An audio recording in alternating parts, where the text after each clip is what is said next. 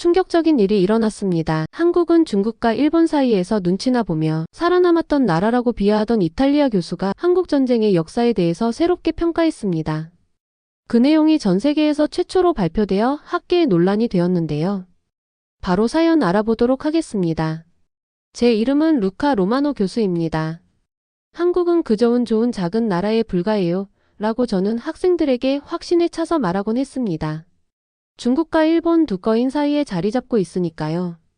한국은 아마 자체적인 전쟁 전략이 없고 큰 이웃 나라들로부터 베껴온 것 뿐일 거예요.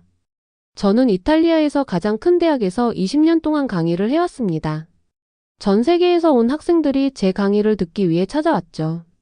그들은 로마 군인, 중세기사, 그리고 현대군대에 관한 이야기를 들으며 자리에 앉아 경청했었습니다.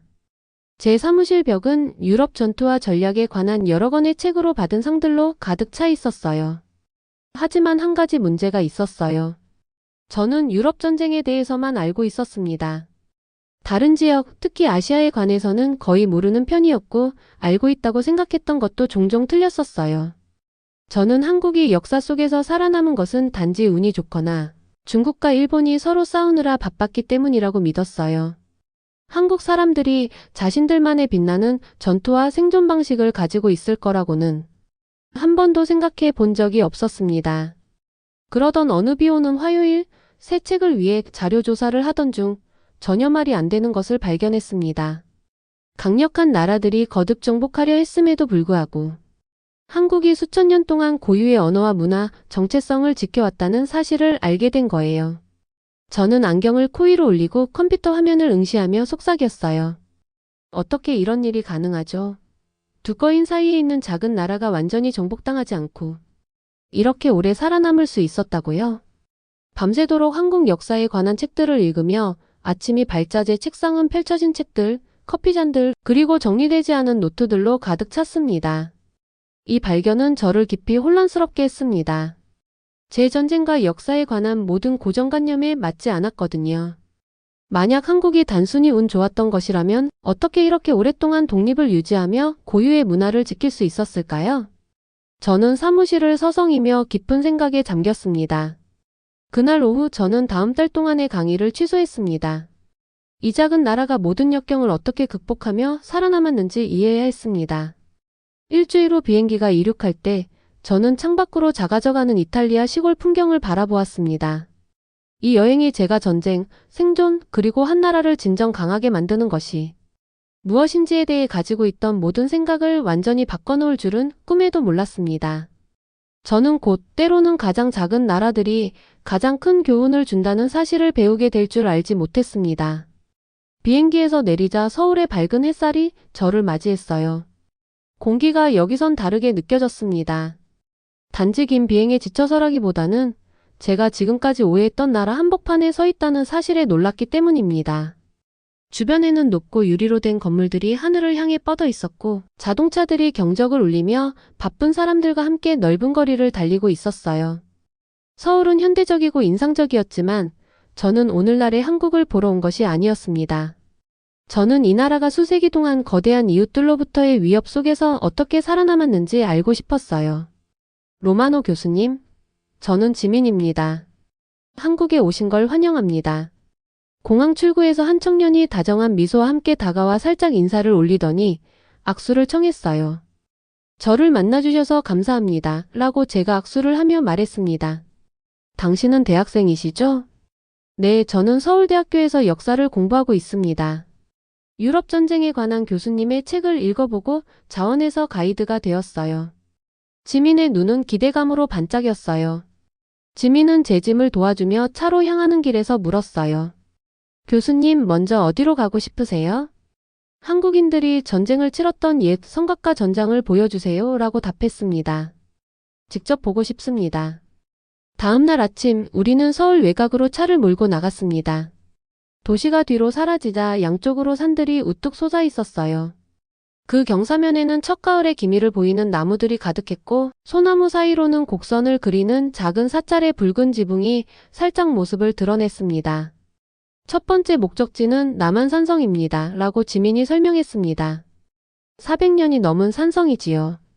1시간 정도 운전한 후 우리는 산 기슭에 차를 세우고 돌길을 따라 등산을 시작했습니다. 오르면서 땀이 등줄기를 타고 흘러내렸지만 마침내 산 정상에 길게 이어진 거대한 돌담에 도착했습니다. 이게 전부인가요? 라고 숨을 고르며 물었어요. 유럽의 성곽과 비교하면 그다지 인상적이지 않네요. 걸으면서 저는 처음에는 놓쳤던 세부 사항들을 하나둘 깨닫기 시작했습니다. 성벽은 산의 자연스러운 곡선을 따라 지어졌고 방어자들이 오르는 적들을 향해 화살을 쏠 수 있도록 작은 창들이 마련되어 있었어요. 음식과 물을 저장할 공간도 산비탈에 자연스럽게 포함되어 있었습니다. 유럽의 성은 왕의 부와 권력을 과시하기 위해 높은 탑과 화려한 장식이 많았죠 라고. 저는 거친 돌을 손으로 쓰다듬으며 말했습니다. 여기서는 훨씬 실용적으로 보입니다. 바로 그겁니다. 라고 지민의 얼굴이 환하게 빛났습니다. 한국의 성곽은 사람들을 감탄시키기 위해 지어진 것이 아닙니다. 공격이 있을 때 모두가 안전할 수 있도록 지어진 것이지요. 왕이나 귀족만을 위한 것이 아니라 모든 백성을 위한 것이었습니다. 우리는 주변을 멀리 내다볼 수 있는 높은 곳에 멈춰 섰습니다. 그곳에서는 적이 어느 방향에서든 접근해오는 모습을 미리 볼 수 있어 방어자들이 충분히 대비할 수 있었어요. 여기서라면 적이 어느 방향에서 오더라도 볼 수 있겠네요. 라고 제가 중얼거렸습니다. 그리고 오르막길을 공격하는 건 언제나 어렵죠. 네 라고 지민이 고개를 끄덕이며 말씀하셨어요. 그리고 이 산들을 보세요. 한국에서는 지형 자체를 방어 전략의 일부분으로 활용했답니다. 해가 지기 시작하면서 하늘은 주황색과 보라색으로 물들었고 저는 돌계단에 앉아 지금 보고 있는 모습에 대해 곰곰이 생각했습니다. 이 성곽은 제가 평생 연구해온 유럽의 성처럼 화려하거나 인상적이지 않았지만 똑똑하고 실용적이었어요. 사람들의 생존을 위해 지어진 것이었으니까요. 처음으로 저는 한국전쟁이 단순히 권력 과시나 명예를 위한 것이 아니라 자신의 국민과 문화를 지키기 위한 문제임을 이해하기 시작했습니다. 아직 배워야 할 게 많네요. 라고 어둠이 내린 고대 성곽 앞에서 지민에게 조용히 말했습니다. 지민은 미소를 지으며 말했어요. 교수님, 이제 시작일 뿐입니다. 내일은 교수님의 생각을 완전히 바꿔놓을 무언가를 보여드리겠습니다. 다음날 아침 지민은 저를 서울대학교로 데려갔습니다. 캠퍼스는 현대적인 건물과 정성스럽게 가꿔진 정원이 어우러져 아름다웠습니다. 학생들이 책과 노트북을 들고 분주히 길을 걷고 있었어요. 제 이탈리아 대학과 비슷한 점이 있더군요. 우리는 유리와 강철로 지어진 건물 안으로 들어갔고 지민은 책장이 늘어선 복도를 지나 군사역사학 김선우 박사라는 명패가 붙은 사무실 문 앞으로 안내했습니다. 지민이 문을 두드리자 들어오세요. 라는 목소리가 들렸습니다. 우리는 책, 지도, 그리고 흥미로운 물건들로 가득 찬 작은 사무실로 들어갔습니다. 머리에 회색빛이 섞인 머리를 가진 다정한 눈빛의 여성이 책상 뒤에서 일어나 우리를 맞이했습니다. 김 박사님, 이분은 이탈리아에서 오신 로마노 교수님입니다. 라고 지민이 소개했습니다. 한국에 오신 걸 환영합니다. 라고 그녀가 악수를 청하며 말했습니다. 지민이 교수님께서 한국 군사 역사에 관심이 많으시다고 하더군요. 네 라고 제가 벽에 걸린 고대 전투 지도들을 보며 대답했습니다. 저는 수십 년 동안 유럽 전쟁을 연구해 왔습니다. 유럽에서는 전쟁이 땅부 그리고 권력을 얻기 위한 것이었죠. 그런데 이제는 한국 전쟁이 다른 무언가에 관한 것 같다는 생각이 듭니다. 김 박사님은 미소를 지으며 저를 앉으라고 하셨습니다. 맞습니다, 로마노 교수님. 한국에서는 전쟁이 정복을 위한 것이 아니라 생존을 위한 것이었어요. 저희는 이를 생존 수학이라고 부릅니다. 생존 수학이라고요? 제가 의자에 몸을 기울이며 물었습니다. 무슨 뜻인가요? 김 박사님은 마커를 집어들고 벽에 붙은 화이트보드 앞으로 걸어가셨어요. 그녀는 한국, 중국, 일본이 표시된 동아시아의 간단한 지도를 그리기 시작했습니다. 이렇게 생각해 보세요 라고 하시면서 보드에 몇 개의 숫자를 적으셨어요. 역사를 통틀어 한국은 항상 중국이나 일본보다 인구가 적었죠. 어떤 전쟁이든 우리는 수적으로 불리한 상황에서 시작했습니다.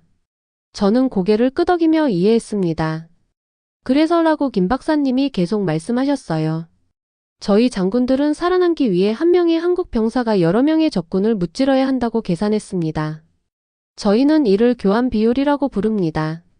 단순히 전투에서 이기는 것만으로는 부족했고 적군을 완전히 소탕해야 했어요. 유럽 전쟁에서는 제가 오랫동안 연구해온 전투들을 생각하며 천천히 말했습니다. 전투에서 승리하면 패배한 군대를 퇴각시키는 경우가 많았죠. 그것이 명예로운 일로 여겨졌습니다.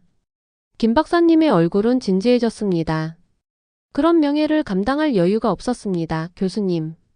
적군이 퇴각 후에 다시 모여온다면 우리 전체 나라가 멸망할 수도 있었으니까요. 그래서 이순신 장군과 같은 한국의 장군들은 퇴각하는 적을 끝까지 쫓아갔던 겁니다. 제 머릿속에는 1590년대 일본의 침략에 맞서 한국 해군을 이끌었던 이순신 장군에 관한 기억이 번쩍 떠올랐습니다. 상처투성이가 되어가면서도 이순신 장군은 배들을 멈추지 않고 후퇴하는 일본 선박을 추격하도록 명령하셨었죠. 그러니까 한국의 전쟁은 명예나 영광을 위한 것이 아니었군요. 라고 제가 깨달음을 느끼며 말했습니다. 그것은 차갑고도 냉철한 생존을 위한 것이었습니다. 바로 그렇습니다. 라고 김 박사님은 고개를 끄덕이며 말씀하셨어요. 그리고 이런 사고방식은 단순히 군사전술에만 국한된 것이 아니라 우리 사회 전반에 영향을 미쳤습니다. 멸망의 위기에 직면하면 사람들은 전혀 다른 선택을 하게 되는 법입니다. 그녀는 책장에서 한 권의 책을 꺼내어 한국 병사들이 독특한 대형으로 배치된 그림을 제게 보여주셨어요. 저희 병사들이 이렇게 배열된 모습을 보세요 라고 물으시더군요. 유럽인의 눈에는 혼란스러워 보일지 모르지만 이는 신속하게 방향을 전환할 수 있게 해줍니다. 적은 수의 병력과 싸울 때는 빠른 적응력이 필수적이거든요. 저는 그 후 김 박사님의 사무실에서 3시간을 보내며 한 번도 들어보지 못했던 한국의 군사 전략에 대해 배웠습니다. 그녀는 산악지형에 특화된 무기, 장기간 포위를 견딜 수 있는 훈련 방법, 그리고 적은 병력으로 최대의 효과를 낼 수 있는 전투 계획들을 소개해 주셨습니다. 저녁이 되어 김 박사님께서 우리를 문까지 배웅해 주실 때 로마노 교수님, 이제 이해가 되셨기를 바랍니다. 한국은 단순히 운에 맡겨 살아남은 것이 아닙니다. 철저한 계획, 공동체 정신, 그리고 뛰어난 전략으로 살아남았죠. 라고 말씀해 주셨습니다. 그날 밤 저는 호텔방에서 잠을 이루지 못했습니다. 방안을 서성이며 그날 배운 모든 것들에 대해 곰곰이 생각했습니다. 제가 지금까지 믿어왔던 전쟁에 관한 모든 것이 도전을 받고 있었어요. 한국의 방식은 약하거나 운에 의존한 것이 아니라 오직 생존을 위한 치밀한 계산이었으니까요. 저는 창밖으로 서울의 불빛을 바라보며 서 있었어요. 이 도시는 역사 속에서 여러 번 파괴되고 재건되었지만 한국 사람들은 그들의 언어, 풍습, 정체성을 끝까지 지켜냈습니다. 제 평생 동안 제가 틀렸네요 라고 저는 속삭였습니다. 그런데 이상하게도 부끄럽거나 방어적이기보다는 오히려 신이 났습니다. 배울 것이 아직 너무 많으니까요. 다음날 지민은 아침 일찍 호텔로 와서 저를 픽업했습니다. 상쾌한 아침 공기를 마시며 우리는 국립중앙박물관으로 향했습니다. 오늘은 임진왜란에 대해 배워볼 겁니다. 교수님이라고 지민이 설명하며 거대한 현대식 건물 안으로 들어갔습니다. 1590년대에 일본이 한국을 침략했을 때의 이야기입니다. 건물 내부에는 전쟁 유물들이 전시되어 있었어요. 저는 낡은 검, 대포, 갑옷들을 보았지만 특히 평범한 한국인들이 병사들과 함께 싸우는 모습을 그린 그림들이 제 눈길을 끌었습니다. 정말 흥미롭네요 라고 저는 농기구를 무기로 바꾼 농부들의 그림을 가리키며 말했습니다. 유럽에서는 전쟁이 주로 전문 군인이나 귀족들에 의해 치러졌는데 여기서는 모든 사람이 참여한 것처럼 보입니다. 지민은 자랑스러운 듯 고개를 끄덕이며 말씀하셨어요. 네, 침략이 있을 때는 모든 계층의 한국인들이 한자리에 모였어요. 농부들은 병사가 되고 학자들은 무기를 고안하며 모두가 가진 것을 나누었죠. 저는 의병이라는 전시 앞에 멈춰 섰습니다. 작은 설명문에는 이들이 정규군대가 아닌 평범한 시민들이 스스로 조직하여 침략자에 맞섰다고 적혀 있었어요. 그럼 이들은 정식 군대가 아니었나요? 라고 안경을 고쳐 쓰며 물었습니다. 아닙니다. 라고 지민이 설명했습니다. 위험이 닥치면 왕의 명령을 기다리지 않고 각 지역 공동체가 스스로 조직하여 함께 싸웠던 것입니다. 이런 단합의 정신이 한국을 여러 번 구해냈죠. 박물관을 계속 둘러보며 저는 유럽전쟁 연구에서는 볼 수 없었던 평범한 시민들이 직접 방어에 나서는 사례들을 새삼 깨달았습니다. 유럽에서는 왕과 그 군대가 주로 전쟁을 치르며 보통 사람들은 그저 피하면서 살았거든요. 점심 식사 후 지민은 저를 한국 민속촌으로 데려갔습니다. 이곳은 옛 한국 마을을 재현한 곳으로 전통 가옥과 작업장이 있었어요. 옛 옷을 입은 사람들이 수백 년 전 한국인의 생활 방식을 시연해 주었습니다. 저는 집들이 서로 맞닿아 둥글게 배치되어 있는 모습과 중앙에 넓은 공간이 있어 공동체 활동이 이루어졌다는 점에 주목했습니다. 모든 것이 이렇게 배열되어 있는 걸 보세요. 라고 지민이 마을을 거닐며 설명했습니다. 이건 우연이 아니라 서로 도울 수 있도록 집들이 가깝게 배치된 거예요. 식량 저장고도 중앙에 있어서 모두가 쉽게 이용할 수 있고 우물도 모든 집에서 멀지 않게 배치되어 있답니다. 마을 공연자들이 겨울 준비를 위해 음식 저장, 따뜻한 옷 만들기 등 서로 협력하는 모습을 보여주었어요. 이제 조금씩 이해가 가네요. 라고 저는 나무 벤치에 앉아 말했습니다. 한국의 생존은 단순히 군사전술에만 국한된 것이 아니라 공동체 전체가 함께 노력한 결과였군요. 지민은 제 옆에 앉아 말했습니다. 위기 때에는 우리 모두가 한 몸처럼 움직인다는 말이 있습니다. 이 정신 덕분에 전쟁뿐 아니라 경제위기나 자연재해도 극복할 수 있었죠. 해가 기울며 마을에 긴 그림자가 드리울 때 저는 전통 게임을 하며 협동하는 아이들을 보며 유럽 역사에서 개인 영웅이 부각되는 것과는 달리 여기서는 공동체의 힘이 얼마나 중요한지 다시 한번 느꼈습니다. 정말 지금까지 배워온 것과는 전혀 다른 모습입니다. 라고 제가 말했습니다. 유럽 역사에서는 한 사람의 영웅이나 지도자에 집중하지만 여기서는 모두가 함께하는 것이 핵심이네요. 개인 영웅도 중요하지만 라고 지민이 동의하며 말했습니다. 한 사람만이 나라를 구할 수는 없으니까요. 모두가 각자의 역할을 다해야 합니다. 저는 오늘 본 모든 것들에 대해 멈출 수 없이 생각했습니다. 처음으로 한국이 이룬 성취에 대해 깊은 존경심을 느꼈습니다. 단순히 운이나 우연의 결과가 아니라 압도적인 역경 속에서도 살아남기 위해 놀라운 전략들을 개발한 국민의 이야기였으니까요. 내일이 마지막 날입니다. 라고 지민이 호텔로 데려다주며 말씀하셨습니다. 특별히 보고 싶은 곳이 있으신가요? 저는 잠시 생각하다 대답했습니다. 현대 한국을 보여주는 곳으로 가주세요. 오늘날에도 이어지는 그 단합의 정신을 직접 보고 싶습니다. 지민은 미소를 지으며 말했습니다. 교수님, 딱 좋은 곳이 있습니다. 편히 주무세요. 내일은 정말 눈을 뜨게 될 겁니다. 마지막 날 지민은 저를 예상치 못한 곳으로 데려갔습니다. 서울에 위치한 첨단 기업 건물이었어요. 유리와 강철로 지어진 건물 위에 회사 로고가 환하게 빛나고 있었습니다. 왜 여기로 오신 거죠? 라고 제가 자동문을 지나며 물었습니다. 교수님, 현대 한국을 보고 싶으시다고 하셔서요. 라고 지민이 웃으며 대답했습니다. 이 회사는 코로나19 팬데믹 기간 동안 사람들이 자원을 공유하고 서로를 돌볼 수 있는 앱을 개발했어요. 옛 단합의 정신이 새로운 기술과 만나 탄생한 결과죠. 한 젊은 여성이 우리를 반갑게 맞이하며 건물을 안내해 주었습니다. 저는 컴퓨터 앞에서 함께 아이디어를 논의하고 화이트보드에 아이디어를 적으며 새로운 제품을 테스트하는 팀들을 보았습니다.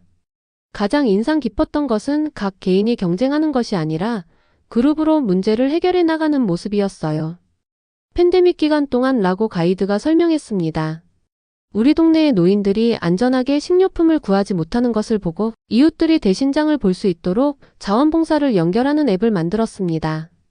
불과 몇 주 만에 전국으로 퍼져나갔습니다. 저는 감탄하며 고개를 끄덕였습니다. 즉, 침략을 이겨낸 그 단합의 정신이 오늘날에도 살아있다는 말씀이시죠? 맞습니다. 라고 그녀가 대답했습니다. 그것은 우리 DNA에 새겨져 있습니다. 위기가 닥치면 우리는 본능적으로 함께 움직이게 됩니다. 투어가 끝난 후 지민은 저를 남산타워로 데려갔습니다. 산 중앙에 우뚝 선 이 타워에서 우리는 엘리베이터를 타고 정상에 올라 도시를 내려다보았습니다.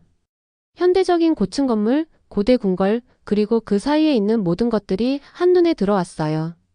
마치 한국의 역사가 한눈에 펼쳐진 듯 했습니다. 교수님, 이제 한국에 대해 어떻게 생각하시나요? 라고 지민이 물었습니다. 저는 깊은 한숨을 내쉬며 말했습니다. 지민, 저는 지금까지 여러분 나라에 대해 완전히 오해하고 있었던 것 같습니다. 한국이 두꺼인 사이에서 살아남은 것은 단순히 운이 좋았던 게 아니라 치밀한 계획, 공동체 정신 그리고 뛰어난 전략 덕분이었군요. 오후의 햇살은 도시에 황금빛을 들이었고 한강은 파란 리본처럼 서울을 가로질러 흐르고 있었습니다. 제가 말을 이었습니다. 유럽 역사에서는 정복과 제국 건설에 집중하죠. 정복한 나라들을 칭송하지만 어쩌면 자신들의 문화와 정체성을 지키기 위해 애쓴 나라가 더 인상적일지도 모릅니다. 한국의 전쟁은 영광을 위한 전투가 아니라 라고 제가 말했습니다. 자신의 언어, 문화, 그리고 국민이 계속 존재할 수 있도록 하기 위한 것이었어요. 그 순간 저는 결심했습니다. 이탈리아로 돌아가면 새로운 책을 쓸 겁니다. 유럽 전쟁이 아니라 한국의 생존 전략에 관한 책을요. 진정한 힘은 정복에 있는 것이 아니라 때로는 견디고 가장 소중한 것을 지키는 데 있다는 것을 세상에 알리고 싶습니다. 다음 날 아침 공항에서 지민과 김 박사님이 저를 배웅하러 오셨어요. 비행기가 이륙하면서 저는 아래로 작아져가는 서울을 바라보았습니다. 노트를 펴고 새 책의 첫 문장을 쓰기 시작했습니다. 역사는 정복한 자들을 칭송하지만 때로는 신체뿐 아니라 정신, 언어, 그리고 문화까지 정복당하지 않은 자들의 승리가 가장 위대한 경우도 있습니다. 이것은 불가능한 역경 속에서도 생존의 예술을 터득한 작은 나라, 한국의 이야기입니다. 3달 후 저는 이탈리아에서 제 수업 앞에 서 있었습니다. 학생들은 유럽 전쟁에 관한 옛 교과서를 치워가는 제 모습을 호기심 어린 눈빛으로 바라보고 있었어요. 가장 놀라운 생존 이야기를 배워볼 겁니다. 바로 한국의 이야기입니다. 정복이나 제국 건설의 이야기가 아니라 수학적 정밀함과 공동체 정신으로 위대한 강대국들 사이에서 정체성을 지켜낸 작은 나라의 이야기요. 라고 저는 얘기했습니다. 제가 배운 내용을 공유하기 시작하자 학생들이 집중해서 귀 기울이는 모습이 보였습니다. 그리고 저는 그들도 저처럼 역사를 보는 눈이 달라질 것임을 느꼈습니다. 오늘의 사연 여기까지입니다. 이탈리아 교수가 새롭게 알게 된 한국의 모습이 진한 감동으로 다가옵니다. 여러분은 사연 어떻게 들으셨나요? 댓글로 남겨주시면 감사하겠습니다. 저희는 다음 감동 사연으로 뵙겠습니다. 감사합니다.